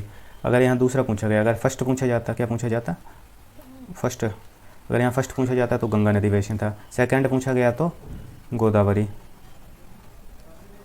ठीक है, फर्स्ट पूछा जाता तो गंगा और दूसरा पूछा गया तो गोदावरी। गोदावरी के बारे में और क्या है कि गोदावरी को प्रायद्वीपीय भारत की सबसे बड़ी नदी मानी जाता है। क्या माना जाता है, प्रायद्वीपीय भारत, प्रायद्वीपीय भारत की बिगेस्ट रिवर, मतलब लॉन्गेस्ट रिवर कह सकते हो, बिगेस्ट रिवर कह सकते हो। प्रायद्वीपीय भारत क्या होता है, जो भारत के नीचे का हिस्सा है यहाँ से लेके पूरा ये प्रायद्वीप है, क्योंकि ये 3 तरफ से जल से घिरा है। यहाँ पे भी, यहाँ पे हिंद महासागर, यहाँ पे बंगाल की खाड़ी, यहाँ अरब सागर। तो ये प्रायद्वीप होता है ऐसा एरिया। ठीक है, और इसे क्या बोलते हैं, गोदावरी को दक्षिण की गंगा भी बोलते हैं। क्या बोलते हैं, दक्षिण की गंगा बोलते हैं इसको। सहायक नदियाँ अगर बात की जाए तो सहायक नदियाँ हैं वैनगंगा, पेनगंगा, बरधा, पूर्णा। ठीक है, सारी नदी यहाँ पे नहीं बता पाएंगे हम। एमपी का जब आपको डिटेल में पढ़ाएंगे तो उसमें भी गोदावरी बेसिन पढ़ेंगे और वहाँ पे हम आपको बता देंगे। ठीक है, अब अगर तीसरा पूछ लिया जाए आपसे तो थर्ड में याद रखना कि थर्ड में कावेरी है, फोर्थ में पूछा जाए तो ब्रह्मपुत्र है, फिफ्थ में पूछा जाए तो महानदी है। ऐसे करके याद रखना आप। पाक जलडमरू मध्य किन के मध्य स्थित है, तो पाक जलडमरू मध्य पूछा है। पाक नाम से पाकिस्तान में चले जाना, पाक जलडमरू मध्य पूछा गया है। तो पाक जलडमरू मध्य से क्या तात्पर्य है, तो भारत का जो दक्षिण का भाग है वो इस प्रकार का है, ये श्रीलंका है यहाँ पे। ठीक है, यहाँ पे स्पेस है इतना। यहाँ एडम्स ब्रिज बोलते हैं कि आदम का पुल है जो भगवान राम ने बनवाया था। तो यहाँ पे कौन कौन से देश हैं, भारत है और ये श्रीलंका है। तो इसका करेक्ट आंसर हो गया भारत और श्रीलंका के बीच में। अब इस साइड क्या है और इस साइड क्या है, तो इस साइड पहले एक छोटा सा देश है उसको लिख लेते हैं, मालदीव है। ठीक है, यहाँ पे मालदीव है, श्रीलंका है, और इस साइड क्या है, अंडमान निकोबार द्वीप समूह है। तो यहाँ से यहाँ के बीच में जो है वो है पाक जलडमरू मध्य यहाँ पे। ठीक है, मतलब इन 2 हिस्सों को क्या करता है, अलग कर रहा है। और जो यहाँ पे है उसको क्या बोलते हैं, पाक वे, यहाँ पे जो है उसको बोलते हैं पाक की खाड़ी, और यहाँ पे है म्यांमार, वो क्या बोलते हैं उसको, मन्नार, सॉरी मन्नार। यहाँ पे मन्नार की खाड़ी है, यहाँ पे पाक की खाड़ी। इन दोनों का जल है उसको मिलाता है, ठीक है, और इन दोनों स्थल भागों को अलग करता है। तो कहाँ पे, भारत और श्रीलंका। मालदीव की बात की जाए तो मालदीव भारत से कैसे अलग है, तो यहाँ पे 8 डिग्री चैनल है। क्या है उस चैनल का नाम, 8 डिग्री चैनल, ठीक है। तो और ये पाक क्यों नाम पड़ा इसका, पाक जल मध्य, तो एक याद रखना, एक ब्रिटिश थे रॉबर्ट पाक, ठीक है। ये क्या थे, मद्रास प्रेसिडेंसी के गवर्नर रहे थे रॉबर्ट पाक, उन्हीं के नाम पे पाक जलमंडल नाम पड़ गया था। इंडिया पाकिस्तान के बीच में पता है आपको कि स्थल सीमा है, स्थल सीमा को आप बोलते हैं रेड क्लिफ। एक सर रेड क्लिफ हुए थे, उनके नाम पे रेड क्लिफ। और अगर गुजरात के पास से जो सीमा लगती है उसको बोलते हैं क्या, सर क्रीक विवाद आपको पता ही होगा। इंडिया बांग्लादेश है, तो इंडिया बांग्लादेश होता है, ये इंटरनेशनल बॉर्डर बोलते हैं इनको, इंटरनेशनल बॉर्डर, और कुछ अलग से नाम नहीं दिया गया है इस बॉर्डर का, इंटरनेशनल बॉर्डर बोलते हैं, और इसको 8 डिग्री चैनल बोलते हैं, इतना याद रखना है। अगला सवाल है, inter tropical convergence zone ITCZ एक निम्न वायुदाब पेटी है स्थित है। तो इसके लिए आपको क्या करना है कि ऐसे बना सकते हैं यहाँ पे, ठीक है। ये यहाँ पे 0 डिग्री अक्षांश है, याद रखना, 0 डिग्री से ऊपर जाओ 10 डिग्री और 10 डिग्री नीचे। तो यहाँ पे क्या होता है कि यहाँ पे इस साइड पे व्यापारिक हवाएं और इस साइड पे व्यापारिक हवाएं, ये ऊपर से नीचे की ओर भूमध्य रेखा पर सीधी खड़ी ढाल के समान आती हैं, ठीक है। यहाँ से ही देखो क्या होता है, भूमध्य रेखा पे सूर्य सीधा चमकता है, ये मान लीजिए सूर्य निकला है, ये भूमध्य रेखा पर सीधा चमकेगा, यहाँ पे सबसे सीधा चमकता है, बाकी जगह सूर्य की मात्रा कम होती जाती है, मतलब गर्मी की मात्रा। तो जहाँ पे गर्मी होगी वहाँ पे हवाएं ऊपर उठेंगी, तो यहाँ से बहुत तेज़ी से हवाएं ऊपर उठती हैं इस एरिया से, बीच से। तो यहाँ पे बीच में हवाएं ऊपर उठ गई, तो ये खाली स्थान हो गया, तो यहाँ पे क्या हो गया, खालिस्तान होने के कारण इसको बोलते हैं डोलड्रम या शांत वायुदाब की पेटी। शांत वायुदाब हम बचा नहीं, क्योंकि हवाएं तो ऊपर उठ रही हैं गर्म होकर तुरंत, तो इसे शांत वायुदाब की पेटी बोलते हैं। उसी को ITCZ बोलते हैं, बीच वाले को ITCZ, ठीक है। और इसके नीचे जो और बात की जाए, ऐसे ही बना लो, तो यहाँ पे ITCZ हो गया मान लो, इसके ऊपर बहती हैं व्यापारिक, उसके ऊपर बहती हैं पछुआ, ऐसे ही यहाँ पे नीचे व्यापारिक, यहाँ पे फिर यहाँ पे पछुआ हवाएं। तो व्यापारिक और पछुआ, तो दोनों साइड कौन सी हवाएं बह रही हैं, व्यापारिक साइड, और बीच का हिस्सा है डोलड्रम या शांत वायुदाब की छोटी, या ITCZ इसी को बोलते हैं। तो इसका आंसर क्या होगा, भूमध्य रेखा पर, क्योंकि सब कुछ हो कहाँ रहा है, भूमध्य रेखा पर। इसको हम डिटेल में बताएंगे, ज्योग्राफी का लेसन आपको पूरा कंप्लीट करवाना है MP में, उसमें जो भी प्रीलिम्स का सिलेबस है, तो वहाँ पे हम आपको हर एक चीज़ डिटेल में बताने वाले हैं। कान्हा राष्ट्रीय उद्यान प्रसिद्ध है, तो जो कान्हा राष्ट्रीय उद्यान है वो किसके लिए प्रसिद्ध है, बाघों के लिए, बाघों के लिए है। और ये कहाँ पड़ता है, मंडला बालाघाट बॉर्डर पे है, मंडला बालाघाट, कहाँ पे है, मंडला बालाघाट। कितना, मध्य प्रदेश का सबसे बड़ा राष्ट्रीय उद्यान माना जाता है, 940 वर्ग किलोमीटर, ठीक है, 940 वर्ग किलोमीटर में फैला हुआ है कान्हा राष्ट्रीय उद्यान, बाघ के लिए है। 1933 में ये क्या था, सेंचुरी था, अभ्यारण्य था, 1933 में अभ्यारण्य था। 1955 में इसे नेशनल पार्क बना दिया गया, और ठीक है, 1955 में नेशनल पार्क बना दिया गया, और 1973-74 में इसे प्रोजेक्ट टाइगर में शामिल कर लिया गया। तो इसके बारे में 3 डिटेल याद रखना, 1933 में अभ्यारण्य, 1955 में नेशनल पार्क, 1973-74 में प्रोजेक्ट टाइगर में शामिल कर लिया गया, इतना याद रखना। अगला सवाल हमारा आता है, तो अगला सवाल देखेंगे। अगला सवाल है कि नेपा नगर का संबंध किस उद्योग से है। पूछा गया है कि नेपा नगर का संबंध किस उद्योग से है। तो नेपा नगर जो है वो अखबारी कागज़ के लिए प्रसिद्ध है। नेपा नगर कभी भी पूछा जाए तो अखबारी कागज़, यहाँ पे 1948-49 से national news print and paper mill स्थापित की गई है। कहाँ पे नेपा नगर, बुरहानपुर में, मध्य प्रदेश के बुरहानपुर में है, बुरहानपुर में, ठीक है, इतना याद रखना। भोपाल में यहाँ पे मानधार, क्या है, मानधार कारखाना है, फैक्ट्री वहाँ पे है, इतना याद रखना। और क्या है कि उसमें 1948-49 में स्थापित हो गया था, 1955 में छपने लगे थे यहाँ पे, इतना है। अब बात की जाए करेंसी की, पूछ लिया जाए कि करेंसी का पेपर कहाँ छपता है, करेंसी वाला, ये तो अखबारी कागज़ है, करेंसी वाला छपता है वो छपता है देवास में। और यहाँ पे जो नोट छपते हैं वो 500 रुपये के छपते हैं, ये भी याद रखना कि देवास में 500 वाले छपते हैं।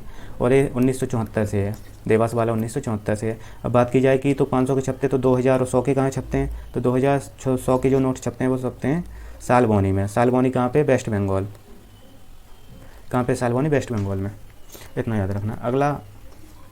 अगला जो सवाल है वो है कि मध्य प्रदेश के निम्नलिखित स्थानों में से कौन सा एक 80 डिग्री पूर्वी देशांतर है या उसके निकटतम है। तो इसका करेक्ट आंसर है कि 80 डिग्री के निकटतम है वो है जबलपुर के दूसरे नंबर पे आता है फर्स्ट, मतलब अगर बात की जाए तो फर्स्ट, सेकंड आता है कटनी, थर्ड आता है पन्ना। और अगर पूछा जाए कि 82.5 डिग्री के सबसे पास में कौन सा है, तो वो है रीवा, इतना याद रखना। 82.5 रीवा से होकर गुजरती है ऐसा माना जाता है, वहाँ पर लिखा भी है, एक बोर्ड लगा है, कर्क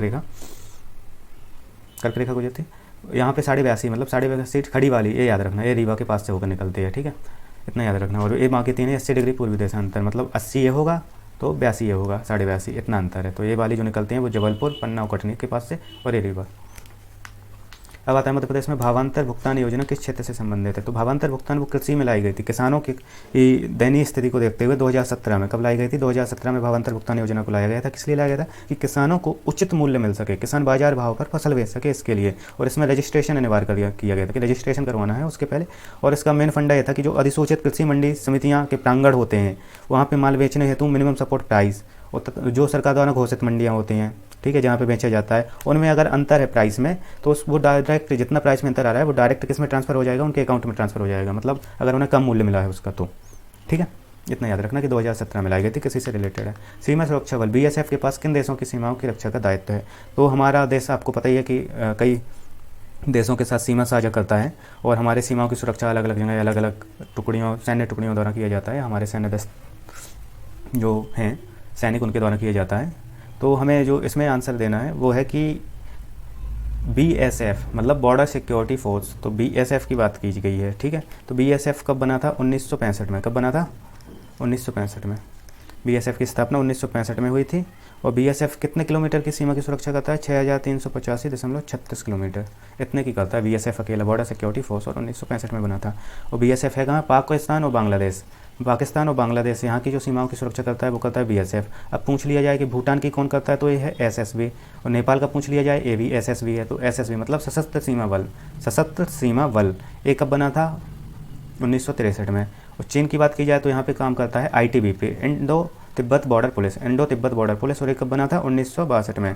तो इतना याद रखना, चाइना के लिए ITBP, भूटान और नेपाल के लिए SSB सीमा सुरक्षा बल, मतलब वही सशस्त्र सीमा बल। और जो BSF है बॉर्डर सिक्योरिटी फोर्स, वो पाकिस्तान और बांग्लादेश के लिए। इतना याद रखना है हमें। अगला बात की जाती है 39 नंबर के क्वेश्चन की। तो 39 नंबर का जो क्वेश्चन है कि कौन मध्य प्रदेश के कार्यवाहक राज्यपाल नहीं रहे हैं? तो जो इसका आंसर है वो है GD दीक्षित। GD सर ना तो कार्यवाहक रहे और ना ही राज्यपाल रहे, इनका नाम बस दे दिया गया ऑप्शन में बना के। ND ओझा जो थे, PV दीक्षित थे, JP सिंह, ठीक है, JP सिंह हो गया, PV दीक्षित। JP सिंह जो थे ये लगभग 1983 के टाइम रहे। PV दीक्षित जो थे, कौन? PV दीक्षित थे 1966 के टाइम रहे। जस्टिस ND ओझा थे 1987 में रहे। और अगर यहाँ पे पूछा जाए तो यहाँ पे एक नाम याद रखना, KM सेठ, तो ये 2004, ठीक है, ऐसे इनका याद रखना। तो इसका जो आंसर है जस्टिस GD दीक्षित नहीं रहे। भारतीय संविधान के किस अनुच्छेद के तहत राज्यपाल को विधानमंडल के विश्रांति काल में अध्यादेश प्रख्यापित करने की शक्ति प्राप्त? पूछा गया विश्रांति काल में, विधानमंडल विश्रांति काल में हो, मतलब जब विधानमंडल का अधिवेशन ना चल रहा हो, उनकी कोई बैठक ना चल रही हो, तब क्या होता है? तो इसका जो करेक्ट आंसर है वो है 213, आर्टिकल नंबर, भारतीय संविधान का आर्टिकल 213 है, वो इससे रिलेटेड है, ठीक है। अब आर्टिकल 155 किससे रिलेटेड है? तो इसका आंसर है कि जो गवर्नर होगा, गवर्नर की नियुक्ति कौन करता है? प्रेसिडेंट करता है। तो प्रत्यक्ष रूप से की जाएगी, ये बोला गया है कि जो प्रेसिडेंट है वो गवर्नर की नियुक्ति प्रत्यक्ष रूप से करेगा।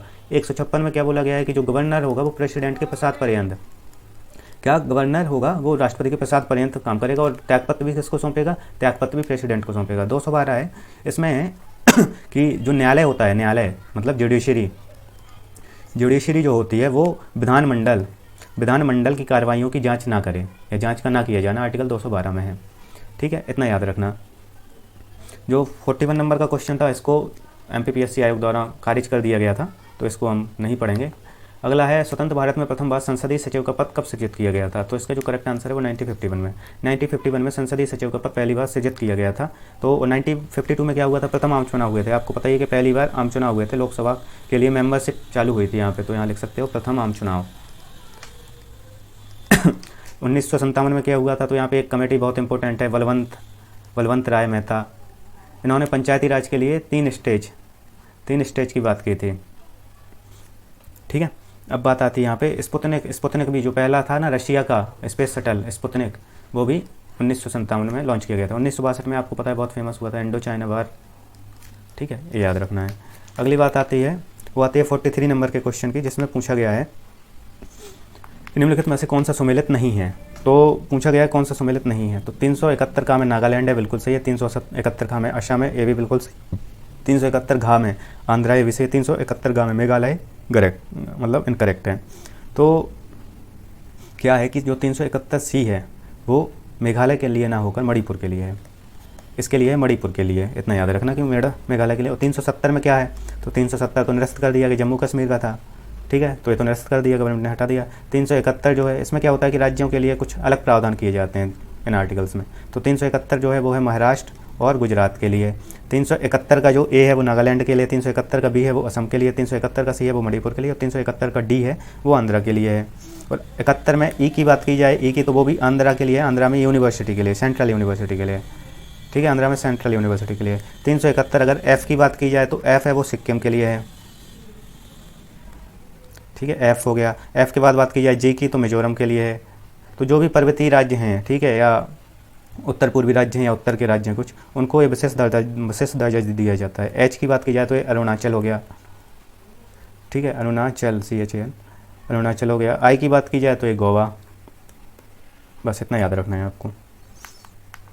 अगला सवाल आता है, लोकसभा में अनुसूचित जाति के लिए स्थानों की संख्या कितनी है? आरक्षित स्थानों की, किसके लिए? SC, अनुसूचित जाति बोला है तो अनुसूचित जाति के लिए SC के लिए 84 है। ST पूछा जाता है अगर यहाँ पे तो ST के लिए है 47, इतना याद रखना। कितना है? 47। और इन सब की बात कहाँ की गई है? आर्टिकल 330 में, ये इंपॉर्टेंट है। आर्टिकल 330 में SC ST के लिए आरक्षित सीटें हैं लोकसभा में। अब बात की जाती है 45 नंबर के सवाल की। इसमें पूछा गया है कि कौन सा सही सुमेलित नहीं है, मतलब एक तरफ दिया गया है राज्य, एक तरफ दिया गया है राज्यसभा में स्थानों का आवंटन, किस राज्य में कितनी राज्यसभा की सीटें हैं। तो आंध्रा की बात की जाए तो आंध्रा में 18 सीटें, ये इनकरेक्ट है। उड़ीसा में 10 सीटें हैं, तमिलनाडु में 18 हैं, और महाराष्ट्र में है वो 19 है। आंध्र प्रदेश में जो सीटों की संख्या है राज्यसभा की वो केवल 11 है। कितनी है? 11 राज्यसभा की सीटें हैं। उड़ीसा में 10 हैं, तमिलनाडु में 18 हैं, महाराष्ट्र में 19 हैं।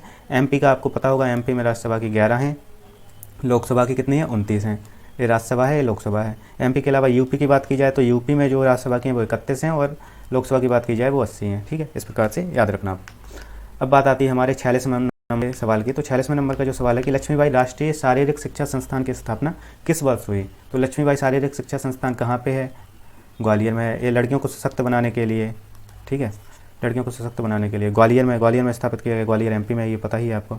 यह देश व एशिया का अपनी तरह का, मतलब अपनी तरह का ये पहला ऐसा है शारीरिक शिक्षा संस्थान। और ये कब बना था? 1957 में। 1957 में सबसे पहले स्थापना हुई थी इसकी, ठीक है, इतना याद रखना। इसका एक रीजनल सेंटर पूछा जा सकता है, तो हेडक्वार्टर मान सकते हैं, मेन सेंटर मान सकते हैं। एक रीजनल पूछा जाता है तो रीजनल इसका है वो है भोपाल, ठीक है। अगला आता है कि N% किस खेल से संबंधित है? तो N% पूछा है। तो N% क्या होता है कि प्यादा होता है ना, जो प्यादा के 2 कदम चल रहे हैं, शुरुआती 2 कदम स्टेप चलता है, तो प्यादा किस में चलता है? शतरंज में। तो इसलिए N% किससे संबंधित हो गया? शतरंज से। प्यादा के 2 कदम चलने को उसको बोलते हैं। तो हमें MPPSC में आपको पता ही है कि ऐसे सवाल पूछे जाते हैं जिसमें आपसे मतलब आपको शब्दावली पूछी जाएगी, जो भी स्पोर्ट्स वगैरह हैं। तो शतरंज की और अन्य शब्दावली भी आपको याद रखना पड़ेगी, जैसे बिशप बहुत इंपॉर्टेंट हो जाता है, किंग आपको पता ही होगा, चेक पता होगा, चेकमेट पता होगा आपको, ठीक है, N% बता ही दिया है। गैम्बिट पूछा जाए तो ये सभी बहुत इंपॉर्टेंट शब्दावली हैं, इनको याद रखना। कैसे ही कैरम की बात की जाए तो जो कैरम होता है उसमें क्वीन होता है, फाउल होता है, क्वीन तो आपको पता ही है, ब्रेक होता है, पुश होता है। ऐसे स्नूकर की बात की जाए तो स्नूकर में होता है, इसमें पहले याद होना चाहिए कि 6 कलर की बॉल होती हैं, उसमें येलो होती है, yellow, green, brown, blue, pink और ब्लैक। तो yellow, green, brown, blue, pink, black, इतना याद रखना है, ये होती हैं। और इसमें शब्दावली भी याद कर लेना इसकी। बिलियर्ड्स होता है तो बिलियर्ड्स में क्या होता है, इसकी जो शब्दावली है उसमें ब्रिज पूछा गया है पहले ही, ब्रिज। चौक होता है, चौक के अलावा क्यू स्टिक होता है, क्यू बॉल होता है, ऑब्जेक्ट बॉल होता है, ठीक है, यहाँ चौक था। इस प्रकार से सभी खेलों की शब्दावली थोड़ा इंपॉर्टेंट होती है। प्रथम राजीव गांधी खेल रत्न पुरस्कार किसे प्रदान किया गया था? तो ये प्रदान किया गया था विश्वनाथन आनंद को। किसको प्रदान किया गया था? विश्वनाथन आनंद को। लेकिन वर्तमान में राजीव गांधी खेल रत्न पुरस्कार का नाम ही चेंज कर दिया गया, इसको नाम कर दिया गया है मेजर ध्यानचंद। ध्यानचंद ने हॉकी का जादूगर बोलते हैं, मेजर ध्यानचंद, ठीक है। इनके छोटे भाई रूप सिंह, जिनके नाम पे रूप सिंह स्टेडियम है ग्वालियर में, और मेजर ध्यानचंद। तो मेजर ध्यानचंद इन्हें कब दिया गया था? 1992 में, सबसे पहले 1992 में। और 1992 में ही राजीव गांधी खेल रत्न पुरस्कार की स्थापना की गई थी 1992 में। और 1992 में विश्वनाथन आनंद को सबसे पहले दिया गया था। विश्वनाथन आनंद किस खेल से शतरंज संबंधित हैं? तो ये शतरंज से संबंधित हैं, इतना पता होना चाहिए। जो गीता सेठी हैं इन्हें 1992-93 में दिया गया था, और एक किस खेल से संबंधित हैं? बिलियर्ड्स, ये बिलियर्ड्स से संबंधित है। सचिन तेंदुलकर तो पता ही है, क्रिकेट के लॉर्ड ऑफ क्रिकेट बोला जाता है इन्हें, ठीक है। अब वो साधु ठाकुर वाला नहीं, क्रिकेट के भगवान बोला जाता है सचिन तेंदुलकर को। तो क्रिकेट के तो इन्हें कब दिया गया था? 1997 और 98 में। और 1999 और 2000 में दिया गया था धनराज पिल्लाई को। धनराज पिल्लाई हॉकी प्लेयर, ठीक है, इतना याद रखना इन प्लेयरों के नाम और क्या खेलते हैं। अब बात आती है हमारे 49वें नंबर के सवाल की। तो 49वें नंबर का सवाल है कि लिबरो किस खेल से संबंधित है? तो लिबरो हमारा वो संबंधित है वो है वॉलीबॉल से, ठीक है। लिबरो एक स्पेशल खिलाड़ी का नाम होता है, स्पेशल खिलाड़ी, स्पेशल प्लेयर होता है लिबरो, ठीक है। रक्षात्मक प्लेयर होता है, मतलब रक्षात्मक होता है। इसकी पोशाक भी होती है, मतलब ड्रेस, इसकी ड्रेस भी बाकी सबसे डिफरेंट होती है। और वॉलीबॉल के बारे में बात की जाए तो ये 18 × 9 मीटर एरिया का एक क्षेत्र होता है, ठीक है, जिसमें 6 प्लेयर each टीम में होते हैं, 6 प्लेयर each टीम में होते हैं। और जो बॉल होती है बॉल, तो इसमें जो बॉल होती है, एक सेकेंड, बॉल, इसमें जो बॉल होती है वो बॉल का वेट कितना होता है, 260 से 280 ग्राम, ऐसे याद रखना, 260 से 280 ग्राम होता है। ठीक है, अब पूछा गया है कि प्रथम बार 1985 में द्रोणाचार्य पुरस्कार, तो द्रोणाचार्य पुरस्कार किसको दिया जाता है, प्रशिक्षकों को, मतलब जो कोच होते हैं या ट्रेनर होते हैं उनको दिया जाता है द्रोणाचार्य पुरस्कार। लगभग 20 सालों से वो कोच हैं। ऐसे पूछा है प्राप्तकर्ता कौन थे, प्रथम बार पूछा गया है, प्रथम बार 1985 से दिया जा रहा है और इसमें 15 लाख रुपये दिए जाते हैं, 15 लाख। ठीक है, खेल प्रशिक्षकों को दिया जाता है OM नाम्बियार। इसका जो करेक्ट आंसर है वो तो है 1985 में सभी को दिया गया था। ओम प्रकाश भारद्वाज को भी दिया गया था, BP भागवत को भी दिया गया था, OM नाम्बियार को भी दिया गया था। बस इनका स्पोर्ट से याद होना चाहिए कि आपको कि ओम प्रकाश भारद्वाज थे वो मुक्केबाजी। जो BD भागवत जो कब क्या है कि भागवत, BB भागवत, बालचंद्र भागवत या भास्कर इनका जो भी नाम है, तो एक कुश्ती से हैं। और OM नाम्बियार हैं एथलेटिक्स। ठीक है, तो इतना याद रखना है हमें। और खेल प्रशिक्षकों को दिया जाता है लास्ट टाइम 2020 में दिया गया, उसके बाद तो पेंडेमिक ही चल रहा है जब से। और ये 5 लोगों को दिया गया था। इन 5 लोगों में जो इंपॉर्टेंट याद रखना है आपको, वो योगेश मालवीय जरूर याद रखना है, क्योंकि ये हमारे मध्य प्रदेश के हैं। कौन याद रखना है, योगेश मालवीय। वैसे तो आप सभी पढ़ लेना, लेकिन योगेश मालवीय इतने ज़्यादा इंपॉर्टेंट हैं, और ये क्योंकि मल्लखंभ के खिलाड़ी हैं। और मल्लखंभ के लिए आपको पता ही है 2013 से मल्लखंभ भारत मतलब मध्य प्रदेश का राजकीय खेल हो गया। साथ ही मल्लखंभ अकेडमी की स्थापना 2018 में उज्जैन में की गई। इतना याद रखना है। ठीक है, तो इस प्रकार से आज हमारे 50 सवाल हो गए हैं इसके 2018 के पेपर के। अगले 50 सवाल हमारे अगले लेक्चर में होंगे। अगर आपको लेक्चर पसंद आता है तो प्लीज़ लाइक कीजिए, इसे शेयर कीजिए, सब्सक्राइब कीजिए। और अगर आपको कोई अभी भी आपका सवाल रह जाता है तो आप वो भी शेयर कर सकते हैं हमारे साथ। इसके अलावा आप UPSC के बैच भी देख सकते हैं। UPSC के बैच भी साथ ही पैरेलल चल रहे हैं, अगर जो कोई UPSC देना चाह रहे हैं। बाकी MP के लिए आप ये देखिए। इसके बाद जब ये सारे पेपर कवर हो जाएंगे, उसके बाद हम MPPSC का प्रीलिम्स के सारे 10 के 10 यूनिट आपको एक ही जगह पर कंप्लीट करवाने वाले हैं। तो कृपया चैनल पर बने रहना और इसको सब्सक्राइब कर लेना, ताकि आपको नोटिफिकेशन मिलते रहें। और वीडियो को लाइक जरूर कर दीजिएगा। थोड़ा बहुत मेहनत को आप अगर सराह सकते हैं तो बहुत अच्छा होगा, हमें भी अच्छा लगेगा और हम मेहनत करने के लिए आगे भी तत्पर रहेंगे। ठीक है, तो मिलते हैं सबसे अगले वीडियो में हमारे। ठीक, सभी को धन्यवाद।